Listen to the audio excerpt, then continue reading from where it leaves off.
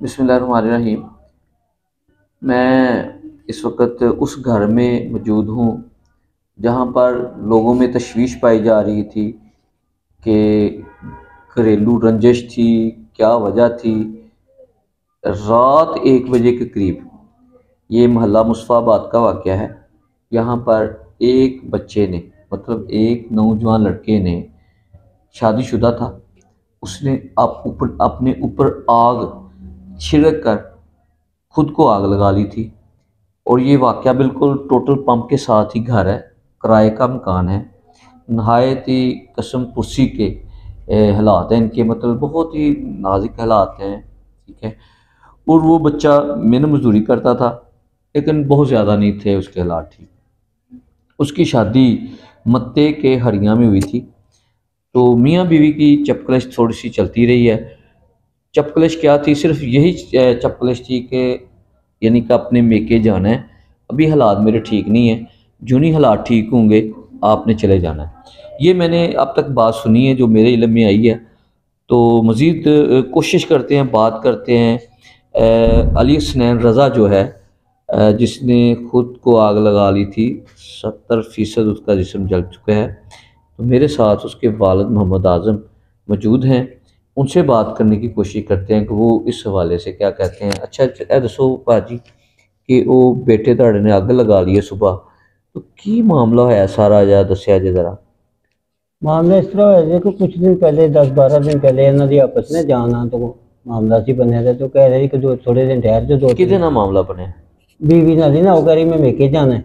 या कह रहे कि मैं कोई तनखा नहीं, 3-4 दिन हुए काम से लगे ना, तो कोई पैसा मैंने मिल लैन दे, फिर जरा मैं तेन जुम्मे तक जरा लैके जावगा। अगों मैं सियालकोट जाना, सियालकोट फिर मैं वापस आ जाऊँगा, तो आंदे वापसी नाल लै आवांगा। बच्ची ने कहा कि नहीं मैं जाना ही जाना है। इन्हों की आपस इस गल तो तू मैं हुई थोड़ी जी। बाद उसने अपने बादल को फोन किया और रात 12 बजे बादल चाची नाल और भाई उससे भैन उससे आगे आगे बैठे ने देखे सुने, उन्होंने बच्ची ने समझाया, अभी बच्चे ने समझाया करदे करदे मामला तक आया। उन्हें कहा कि यार बेहतर है कि बाबा जी जो ने कल बच्ची ने असी लै जाने को, हफ्ता 10 दिन बच्ची रही है, उस बाद जो ना बच्ची फिर आ जाएगी अपने घर, दोनों का माइंड ठीक हो जाएगा। तो क्या बेहतर है। कल प्रोग्राम बनया हुआ, कहते चलो बच्ची ने 2-3 दफ़ा फोन किया कि मैं अबू जी आना है। मैं क्या चलो मैं बच्चे ने पूछना वा, बच्चे ने पूछा ने कि ठीक है अगर अपनी मर्जी ना गई सन तो अपनी मर्जी ना आना चाहिए, तो बिस्मिल्लाह।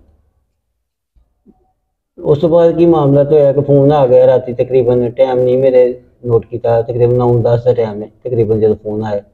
तो फोन किया तो उन्हें कहा जी हूँ जी आना चाहनी है मजे का, तो वो पहले आ जाती या ना जाती तो बेहतर सी। बाकी चलो उस तो बाद भाई पिछू आया, उन्हें को गाली कढ़ी है फोन ते गाली कोई गाली गलोच हुई है? फोन से गाली दो अगो इन्हें भी उन्होंने कढ़िया ने, उन्हें भी इन्होंने कढ़िया ने, दोवां की उस वजह तो ज्यादा जरा ना माहौल खराब हो गया। एक दफा घर आया, आके फिर थोड़ी देर बाद बाहर चला गया, फोन बंद होया तो घर आ गया, दोबारा फिर फोन आ गया, फिर बाहर चला गया। फोन के गालियां एक दूसरे को कट रहे हैं, उधरों कट रहे हैं, इधरों कट रहे, उधरों कौन कौन है अल्लाह बेहतर जानता है। मगर पहले भाई ने स्टार्ट किया।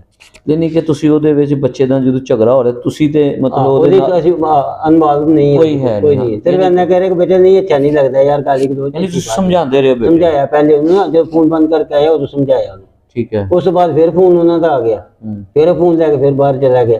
फोन बाहर लैके गया, बाद की मामला तो इन्हों होया अल्लाह बेहतर जानता। उन्हें फोन बंद करता, इन्हें उत्ते पेट्रोल लिया बाहर गेट के खलो के सड़क के उत्ते, उदों कोई चीज़ मारी, जुत्ती मारी, चुकी मारे, तो वो गेट तो वजह अभी बाहर वेखन गए तो बाहर अग लगी दी है। यह वाकया सिर्फ इतना होया। उस बाद 112 वाले ने कॉल की, वो आए ने तो उन्होंने गड्डी च बिठाया तो नारोवाल लै गए। नारोवाल वाले ने जवाब दिता, तो इस टाइम जो न्यू हस्पताल है लाहौर जो ना हालत जो कोई सीरीयस ही है, बाकी को जो अल्लाह ज़ात पाक नूं भी मंजूर है वही होने है। अच्छा उन्होंने क्या यानी कि बच्ची दे ਜਿਹੜੇ ਮੇਕੇ ਨੇ ਉਹਨਾਂ ਨੂੰ ਕਿਸੇ ਨੇ ਰਾਬਤਾ ਕੀਤਾ ਤੁਹਾਡੇ ਨਾਲ? ਉਹਨਾਂ ਨੂੰ ਰਾਬਤਾ ਸੋ ਹੋਇਆ ਸੀ ਤਕਰੀਬਨ ਸਵੇਰ ਦੇ ਟਾਈਮ ਨਾਲ ਨਾ 6-7 बजे ना राबता होया जी। अबू जी मेरी कोई गलती नहीं है, नहीं वो नहीं, मैं बच्चे जो भी हो गया अभी फिलहाल खामोश रहो, क्योंकि मैं नहीं चाहता कि फोन के गाली गलौज या वादा घाटा हो। इन्हें वाकया होने तो बाद वाकया होने तो बाद में फोन आया। ठीक है। तो उस बाद उन्होंने फोन से कोई राबता नहीं किया। मैं बच्चे मैनू कंडीशन की कोई पता नहीं, इस टाइम बच्चा सिर्फ मुर्दा हालत गया। ਅੱਗੋਂ ਬੱਚਾ ਕੋਈ ਬਿਹਤਰ ਹੁੰਦਾ ਸਿਲਸਿਲਾ ਤੇ ਫਿਰ ਉਸ ਅੱਜ ਬੱਚੇ ਆਪਸ ਵਿੱਚ ਉਹਨਾਂ ਦੇ ਵਾਲਦ ਦਾ ਕੀ ਨਾਮ ਹੈ? ਵਾਲਦ ਦਾ ਨਾਮ ਬੱਚੀ ਦੇ ਮੁਹੰਮਦ ਜਵੇਦ। मोहम्मद जवेद जी। मत्ते की हरियां ते रहने। मत्थे के रेंज रहने बाकी उस तो बाद ना वालद ने किया ना किसी ने किया, बच्ची का फोन आया ਸੀ।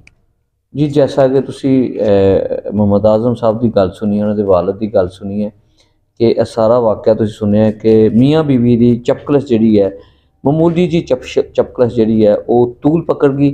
इत्थों तक कि घरां तक मसला चला गया, यानी कि उहदे वालदैन दे यानी भाई इनवाल्व हो गए, जिन्होंने गाली गलोच शुरू करती, फिर गाली गलोच इधर भी शुरू हो गई। मतलब है कि बच्चा और इन्होंने वालदैन जिहड़े ने हसनैन दे वालदैन दा कोई इहदे च दखल नहीं। मीन मतलब जो उन्होंने झगड़ा हो रहा सी फोन दे विच ते इन्हां दे वालद साहब बल्कि समझाते रहे ने अपने बेटे नूं कि बेटा अच्छी बात नहीं, सबर कर, बर्दाश्त कर। लेकिन मैं इत्थे यह जरूर गल कहांगा कि जिहड़ियां बीवियां खुदा दा वास्ता है कि जदों खावंद तुहानूं कहंदा है कि अपने मेके ना जाया करो बगैर इजाजत तों, अगर कोई खावंद अपने हालात उहदे मुश्किल हालात च हुंदा है, उहदी गल नूं समझिया करो, उहनूं फॉलो करया करो। फिर तुसी जिद भी कर लैंदी हो, फिर चला जांदी हो अपने घर। तो यह अज दिन वेखण नूं मिल रहा है कि जिहड़ा हसनैन सी उन्हें अदम बर्दाश्त सी, यानी कि गुस्सा सी, बर्दाश्त नहीं कर सकिया। मीन मतलब है कि गुरबत के भी हालात सन, उस तो इलावा वो काम जिथे लगा सी उत्थों भी उन्होंने छुट्टी हो गई। मतलब है कि इस हद तक सी कि वो जी दावत सी उत्थे ज़ाहिर यकीनन पैसे जाओ लैके जाए बंदा तो फिर ही दावतां जिहड़ियां ने अटेंड होंदियां ने। इंसान यकीनन सासे कमती का शिकार होंदा इस मामले च, क्योंकि जेब च पैसा होवे ते बीवी दे नाल जावे ते अच्छा लगता है।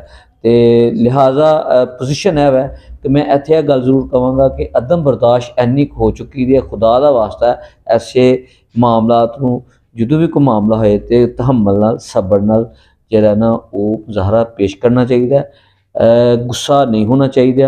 हुण सारी कहानी तुसी सुनी आजम साहब के बकौल कि मेरा बेटा जिहड़ा है राती 1 बजे मतलब है कि उन्हें दरवाजे नूं शायद कोई वट्टा मारिया, जुत्ती मारी, जो भी मारिया, बूहा खड़काया और गुस्सा इन्ना ही उन्हें बाहर निकलिया तो देखिया तो अग लगी सी। फिर 112 नूं कॉल की है तो 112 की टीम जिहड़ी उन्हें आके फौरी तौर पर इत्थों उठाया और उन्होंने नारों रैफर किया। और उसकी हालत जी है दसिया जाता है इन्हों के बकोल जरा बहुत ही नाजुक है। तो फिर उन्होंने इत्थों लाहौर म्यू हस्पताल किया एडमिट किया गया, यानी कि रैफर करता गया, उत्थे उहदा इलाज मुआलजा हो रहा है। तो सिर्फ एक मैं जरूर दोबारा एक गल कहांगा कि जिहड़ियां खवातीन खावंद दीयां गल्लां नहीं मनदियां, खावंद दे गल नूं आमीन कहना चाहिए। हुक्म भी है कि बीवी नूं खासूसी तौर पर अपने खावंद की इजाजत तो बगैर घर कदम नहीं बाहर कदम नहीं रखना चाहिए। या इत्थों तक कि कोई कह देन मेके नहीं जाना तो बिल्कुल नहीं जाना चाहिए। लिहाजा इत्थे औरतां बजिद्द होंदियां ने ते जिहदी वजह नाल वाक़यात पेश आ रहे हैं।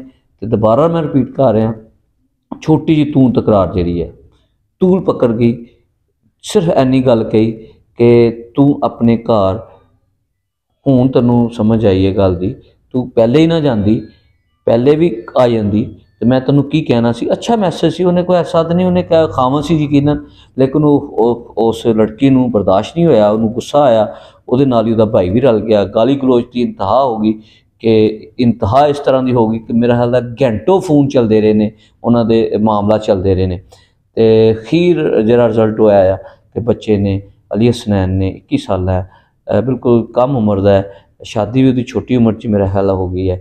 तो उन्हें अपने उत्ते अग छिड़क ली है। नहायत अफसोसनाक वाक़या है, बहुत यानी कि अफसोसनाक वाक़या है। और घर के जिहड़े ने बहुत परेशान ने, अल्लाह ताला इन्हों जिहड़ा ना सबर देवे, अल्लाह ताला इन्हों के बेटे नूं सेहत तंदुरुस्ती देवे।